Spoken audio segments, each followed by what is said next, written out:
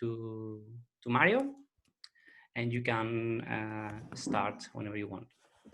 Okay, so let me see if I can share my screen. Presentation seems to be working. Get this thing out. So I hope all of you see well the presentation, and I will start now. Okay, so the work I will be talking about today, I have titled Analysis of Lithium-10 and Lithium-11 through Intermediate Energy PPN and Low Energy Transfer Reactions. This is work that we did some time ago, but since this is the first talk, I prefer to do this since I had things prepared. So this talk is about lithium-11 and lithium-10. As you all know, probably, lithium-11 is a Borromean halo nuclei. A Borromean nuclei is a system that can be described as a three-body system which is bound, but each of the two-body subsystems that form it is no longer bound. In the case of lithium-11, the three system could be the two neutrons and the lithium-9. And of course, the dineutron is unbound and lithium-10 is unbound too. Also, it presents a halo structure, as was demonstrated by Tanehata and collaborators in a very famous seminal paper in 1985, where they showed that the reaction cross-section for lithium-11 was much larger than for the neighboring nuclei, which could be understood as an increase in the radius of lithium-11 when compared to the rest of the nucleus. Not only that, but also nuclei with seven neutrons present what is called the parity inversion, in which the 2s1/2 shell, which in most stable nuclei it's over the 1p1/2 shell, goes under it. So states that could be expected to be of negative parity, are of positive parity, and in reverse. And apart from that, even though lithium-11 already has been studied for more than 30 years, there are still some questions about its structure and the structure of lithium-10. In particular, for lithium-10, it's more or less established that it has a p-wave resonance at 0.5 MeV and a ground and a virtual state corresponding to an S-wave, which would be its ground state. But the position of this resonance has still been debated, and there are many, many models for which the splitting due to the interaction with the spin of the lithium-9 core, which is 3½ minus, can shuffle the P resonance and the S virtual state into two doublets of 2 minus 1 minus and 2 plus 1 plus, and their positions have not been determined. So even though it has 30 years of history, there are still some open questions about it. Sorry, Mario, sorry yes? for a second. We cannot see your mouse. I don't know if you're using it. No, when I move it, I okay, think you now, can see now it, right? yes. Okay, and could you share your cam? My camera. Yes. Am I not sharing it? Nope. There you go. Okay. Okay. Very good. Thank you. Okay. Thank you. Yeah. So the problems of the Premiere. So, given all of these interesting properties and questions about lithium-11 and lithium-10, we decided to explore it. And for that, since we are reaction theorists, we need reactions.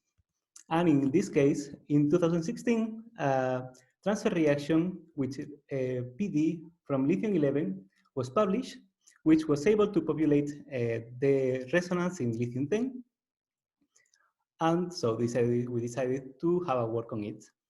For that, we used the WBA formalism, which required the use of the spectator model, which means that the lithium-10 was not changed during the reactions. That means that if a certain energy of or state of lithium-10 is populated in transfer, we assume that this state will remain and will be detected.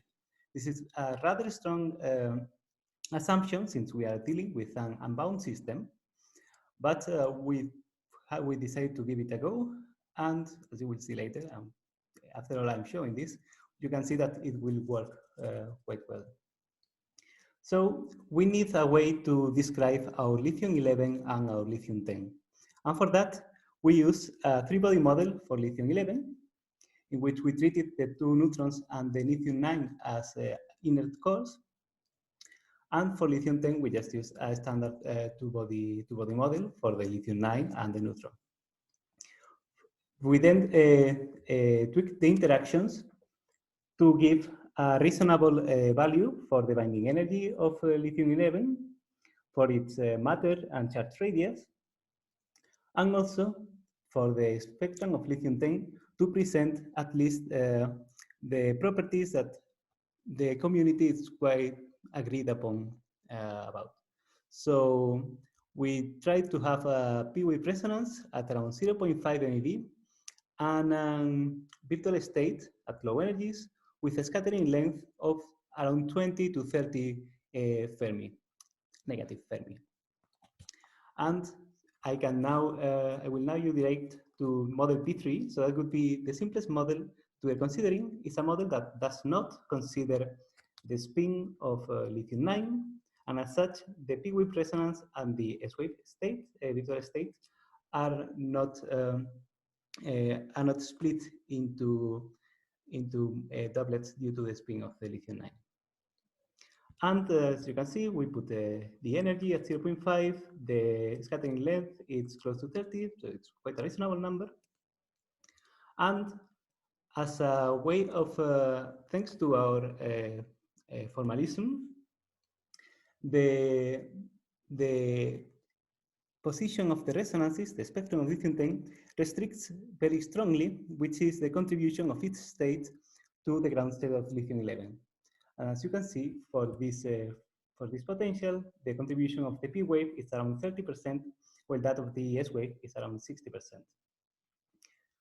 To test which is the sensitivity of the observables, we also considered another potential where we shifted the resonance to a lower energy, which resulted in an increase in the population of the P contribution of the lithium-11, which went up to 67%.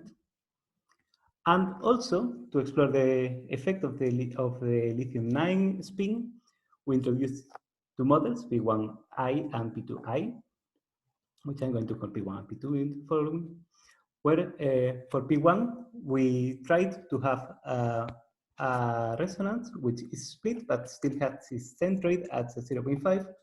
And for the S-wave, as you can see, the scattering length becomes larger, but since it's split and the 1- does not present a virtual state structure, the overall effect is also quite reproduced. And then as well, we meddled a bit with the potential to get a change in the position of the resonances and virtual state and on the contributions of the P wave and S waves. So now please keep in mind these numbers. So for P1 and P3, the contribution of the P wave to the ground state of lithium-11 is around 30%. And for P2, it's 40, and for P4 is 60. Okay, so keep that in mind. Now, with these models and the DWBA formalism, we computed the PD cross-section going to different energies of the outgoing lithium-10. You can see here the distributions we obtained for the different models. In red, we have the contributions which correspond to the P wave, and in green, to the S wave. To the left, we've had models with the lithium-9 spin, so there is a split of the resonance and of the virtual state, while on the right, you have just the P wave resonance and the S wave virtual state. You can see that the properties of the models we showed before are reproduced. So for P3, there is a lower contribution to the resonance than for P4, where the resonance was around 60% of the ground state of lithium-11. And for P1, the contribution of the virtual state is larger than for P2, where it was reduced. And as you can see in the solid line, the experimental resolution of the experiment kind of smooths out all of the properties of the spectra, so that not much information can be obtained for that. But nevertheless, it was also published the angular distribution of the outgoing deuterons, which we can also compute, and where we present here our results, which corresponds to the contribution to the P-wave resonance, because in the experimental results, the background was subtracted. So we believe this removes a great part of the S-wave contribution. But as you can see, both the P1 and the P3 models reproduce very well the magnitude of the experimental data, while the shape is reproduced by all of the curves. And if you remember the numbers I mentioned before, P1 and P3 correspond to 30%, P2 corresponds to 40%, and P2 and P4 corresponds to 60%, which is nicely reproduced in the contribution to the cross-section. So the conclusions are quite clean in that the angular distribution, which is the main data we obtained from this experiment, is sensitive to the angular momentum of the nucleon in the resonance, and also to its spectroscopy factor. And we find that a model with around 30% of P-wave contribution to the ground state, it's able to reproduce this experimental data.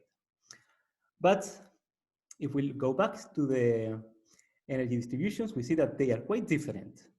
However, all of these different properties are lost in this observable. So it would be very nice if we have a different observable where we could obtain more information from lithium-11. And since it's slide 10 of 34, of course there is. So now we move to the PPM reactions. So PPM reactions are reactions in which a proton is made to collide with the nucleus of interest in such a way that only one of the nucleons in the nucleus interacts strongly with this proton, and then both are emitted out, and the residual nucleus remains. Of course, this could be in inverse kinematics, but well, in that the picture is quite similar. These reactions take place at high energies to increase the mean free path of the proton inside the nucleus, to make sure that it only interacts strongly with one of the nucleons. And they are sometimes referred as quasi-free because they can be described as the free collision between the incoming proton and the removed nucleon. And within this picture, you can see that the idea that the lithium-10 remains in its state during the reaction, it still applies here. So we are allowed to keep using the same model that we used before, where we can compute an overlap between the lithium-11 and the lithium-10 using our three-body model. And but we need a way to describe this PPM reaction, and for that we use the transfer to the continuum formalism, which is based on the prior representation of the T matrix for the breakup process, where the main interaction is the one between the proton and the removed nucleon, which is consistent with the quasi-free picture that I have described before. Then we have to deal with the fact that the final state is a breakup state with three bodies.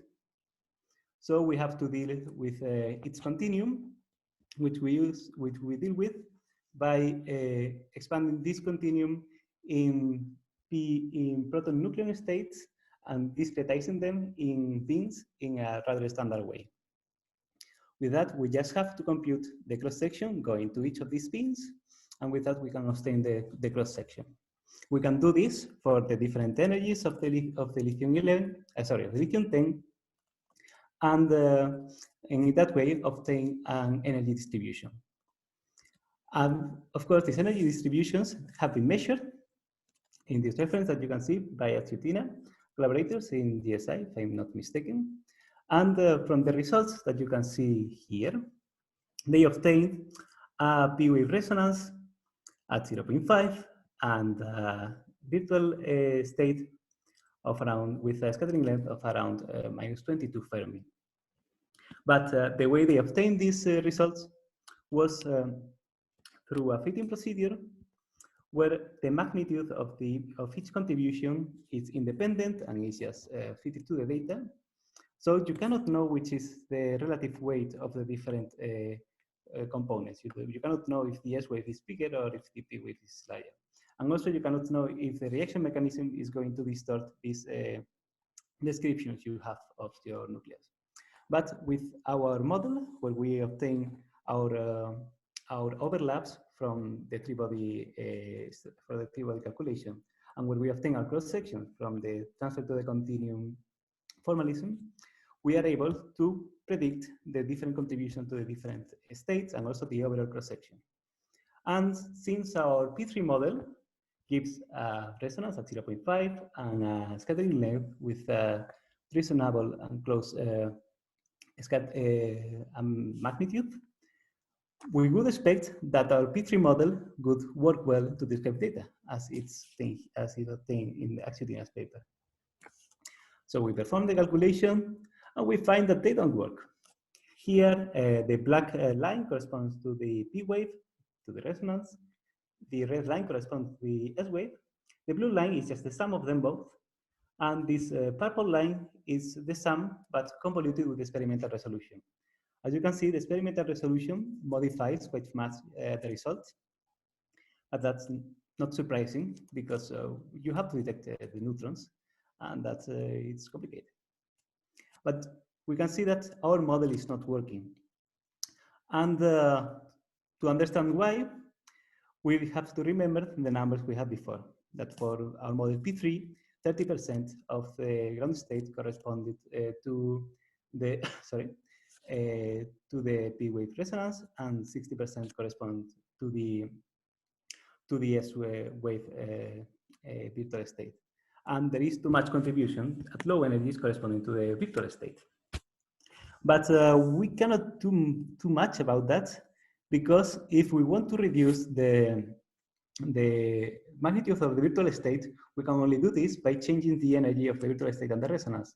And we would have to push the resonance to too low energies to reduce the contribution of the virtual state. And that couldn't apply well to the results. But if you remember, we also had a model, the P1 model, which included the spin of the lithium-9. And in this model, the virtual state was split and the resonance was broadened. So let's see what results from this model. As you can see, this model agrees much better with the data. And the reason, well, I had spoiled it a bit before, results from the broadening of the resonance, which tends to fill up the high energy tail, and most importantly, to the splitting of the virtual state, which goes to a 2- contribution that is still there, but the 1- does not present a virtual state. So overall, the contribution of the virtual state or to the ground state of the lithium-11 is reduced, which also reduces the cross-section at low energies and improves the agreement with the data. So that's really nice. We have found a model that is able to reproduce both the transfer and also the PPN reactions, which shows that the lithium 10 presents a splitting of the P wave resonance. And we have also shown that a model without this splitting does not work for PPN. But there's actually another question that appears for the PPN reaction, and that's results from the measurement that was made for also for lithium-11 to lithium-10, in which the neutron was removed through the collision with a carbon target instead of a proton target. And there they found that there was a contribution of a P wave, of the S wave, but also of a D wave resonance at around 1.5 MeV, which our models do not present, and the data for PPN did not see either. So then we have now two different experiments with two different models. One has a D-wave resonance and the other doesn't. So what can we say about this? Well, we can fiddle a bit with our models to try to have a low energy D-wave resonance. And we made that model that we called P5 that did that by kind of stretching a bit to match the parameter. But anyway, we got a model that had P-wave resonance at 0.5 MeV, a D-wave resonance at 1.5 MeV, and the scattering length is still at around -30 Fermi. And this model modified the structure of the lithium 11 ground state. Before it had around 60% of S-wave, and now most of this, at least part of this strength, is shifted to the D-wave, resulting in an increase of the contribution to 20%, a reduction of the S-wave to around 40%. But actually, this reduction of 40 of the S-wave was what we needed to improve the agreement of our original model. And as you can see from these results, once we take into account the experimental resolution, the agreement of this model with data, it's also quite good. Even though, as you can see from the curve before the experimental resolution, the shape is quite different from that we obtained for the model with splitting due to the lithium-9 spin. Here I show both models together, and you can see that the agreement is quite similar between them. So now, apparently, with this observable, we cannot distinguish between these two. But if you remember, we had also the transfer reaction from lithium-11 to lithium-10, and we haven't seen how this new model works there. So I leave you here a moment, the properties of this new model, and let's see if you can have a prediction on how it will work. 3, 2, 1. Let's see the result. Here I present the transfer with the 4 models and the new one.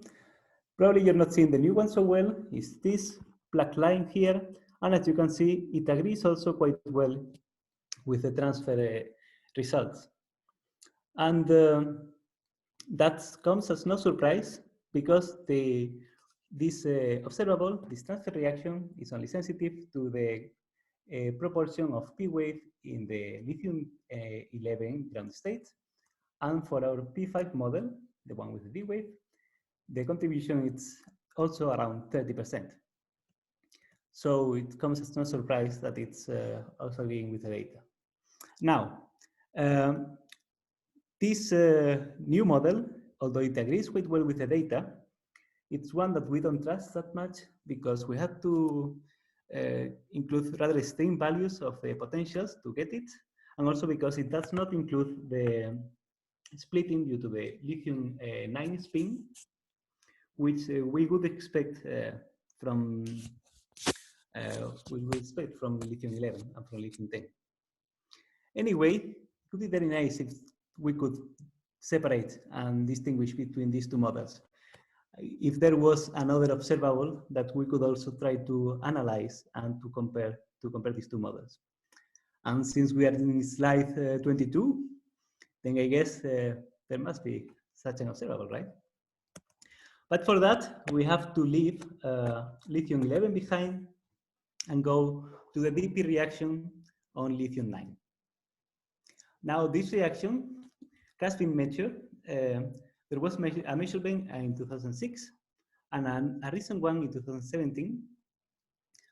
And at relatively low energies, 2.4 MeV in the one in 2006 and around 11 MeV per nucleon in 2017.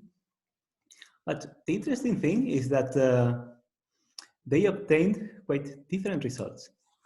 The results in 2006 showed P-wave resonance and also a virtual states, which is something that people have come to agree on about lithium-10. But the results in 2017 showed a resonance, but in this case, this resonance was recognized as an S-wave resonance. So there was no P-wave resonance and no S-wave virtual states either. So now a question was opened because these new data are quite good quality, as you can see from the small error bars. So were we wrong about lithium-10? Was there a virtual state or not? So we decided to give it a go to try to check our models with these two new observables. And for that, we just have to do transfer. But since we are transferring to an unbound state in this case, so we are transferring here to the lithium-10, and we cannot use the properties of lithium-11 to restrict its properties, we have to use to go beyond DWBA and use a transfer to the continuum again. But in this case, the transfer to the continuum is slightly different because we are interested in the continuum properties of lithium-10.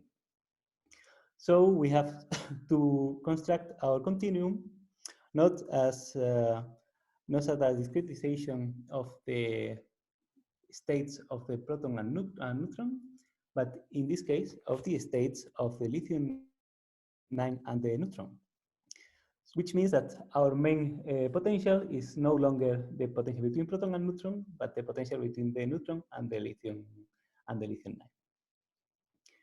And this is the formalism we will be using. We have used it before, so let's see how it works. Here I present the results that we obtained for our original potential, the one without spin splitting or without the D-wave resonance, a potential P3. And as you can see, it agrees quite well with the data at 2.4 MeV per nucleon. But for the data at 11.1, it does not work so well. We can also start to analyze the differences between these two observables, these two results.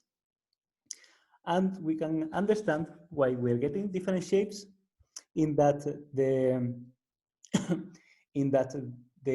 observables at 2.4 MeV have a very strict energy restriction because 2.4 MeV per nucleon is not that much. And also, since you are going to break up the deuterium, you have to give it around 2 MeV. So really, you are not left with much energy for the with much energy for the lithium-10. And this means that you are not going to be able to explore much of the high energy part. So unfortunately, the results at 2.4 MeV are not going to show much about the D-wave resonance that we were interested in. But let's go back to the results at 11 MeV per nucleon, because we have overestimation of the peak here. It's a bit too high. It's a bit too narrow.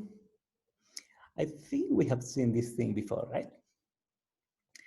Well, I guess you are already expecting what I'm going to say, that if we use our model P1, which includes the spin splitting, we see an improvement in the agreement with the results at 11 MeV per nucleon. Because once again, the resonance gets split, so it becomes broader, and the contribution at the center is diminished due to the broadening, and this works well with the data. Also, the results for the 2.4 MeV per nucleon experiment are still quite reasonable, quite good and in agreement. And now I want to draw your attention to the fact that the virtual states, the S-wave contributions, are much more important in the reaction at 2.4 MeV than at the reaction at 11 MeV. So what is the reason for this? Which actually allows you to understand why the shapes of both distributions are different and why the interpretations were different. You can think that maybe the reason has also to do with the energy, but we have to look at the other numbers that I have here in the presentation. This would be the angles at which the proton was measured. The first experiment corresponds to backward angles, while the second one corresponds to smaller angles. And as you can see in this slide, these two angular ranges emphasize different components of the lithium-10 continuum. At small angles, the main contribution corresponds to the P wave, which is at least an order of magnitude larger than the contribution of the virtual state. While if you go to backward angles, the S wave falls more slowly than the P wave, and it starts competing with it, so that they give similar contributions forward. And this would be the reason why both distributions looked quite different. We were just exploring different angular ranges, which gave different weights to the different contributions of the lithium-10 continuum. And before ending, let's have a look at this high energy part, which we were not able to describe with this model, but that could have something to do with the D-wave resonance we were talking about before. So we took our P5 model. We know it will not change much the contributions at the 2.4 MeV per nucleon experiment. So we focused on the experiment at Triumph, experiment at 11 MeV per nucleon, which was measured at Triumph. And we present the results of P3 and P5, including now the contributions of the D-wave. And as you can see, we find that the coupling to the D-wave continuum is quite strong. And it's so strong that if we put a resonance at such a low energy as 1.5 MeV, the contribution will be so large that it no longer resembles the, the data, not closely. While if we use our original potential, which had this resonance at a higher energy, around 4.5, we still have a large contribution, but that at least somehow better with the data, although we are still overestimating it quite much. So we find that we are not describing well the D-wave continuum, so the D-wave contribution, but we can claim quite strongly that this very low energy D-wave resonance is not there. If it was there, it should be so fragmented that it would no longer resemble a resonance, and we would then be able to talk about the D-wave resonance. So what happens now if we try to use our spin, our model with the spin, including the D-wave? Well, here we find that the D-wave contribution is split into 4 different states, from 1- to 4-. And here, unfortunately, we don't have enough information to determine this spectrum with certainty. We have a lot of parameters to play with to move these resonances around, and we can basically we can shift, we can fit it however we want it. Although you can see that we cannot put a very low energy resonance. If we try to get the resonances under 4 MeV, the contributions are too large and they go away from the data. But if we put it at around 6, it's we have it more or less okay. But here we must state the limitations of our models. We have been using a model that is basically a single particle that has a lithium-9 core and two neutrons. Sorry, in this case, it would be a lithium-9 and just 1 neutron. And we don't take into account the possibility of exciting the lithium-9 or other many body effects. So probably if we had a fragmented, this kind of effect that fragment the resonance, then we could have a better agreement. And actually, just 2 days ago, a paper was published analyzing the same data using the nuclear field theory models, and they were able to obtain a reasonable agreement with the experiment, and close to hours. And there they managed to also reproduce the high energy part of the experiment at 11 MeV by having a fragmented D-wave resonance. I am not so familiar with the formalism, I must admit, but they allow for coupling with the phonons of the lithium-9, so that the single particle contributions can be distributed and fragmented. And with this, I think I'm going to end. 35 minutes, I think it's quite okay. So just to sum up our results. So we developed a method to use a three-body structure calculation to obtain the overlaps between lithium-11 and lithium-10. With these overlaps, we can study reactions where you can assume that the state of lithium-10 at the end of the reaction is not modified in the reaction, so that the main contribution is this overlap. We applied this method to transfer PD at low energies and to PPM at high energies, and we obtained a very good agreement with both experiments. And with the potentials used to obtain these overlaps, we also studied the DP reaction of lithium-9 at 2 different energies, and obtained also a reasonable agreement with their observables. And this allowed us to constrain our models for lithium-11, which right now require a splitting of the P-wave resonance of the S-wave virtual state in order to reproduce the data. And also they discard the possibility of having a low energy D-wave resonance at around 1.5 MeV, as long as it's a single particle resonance. And but there are still some open questions about lithium-10. It has been studied for more than 30 years, and still there are things to learn about it. It always loves that. I think I will finish here.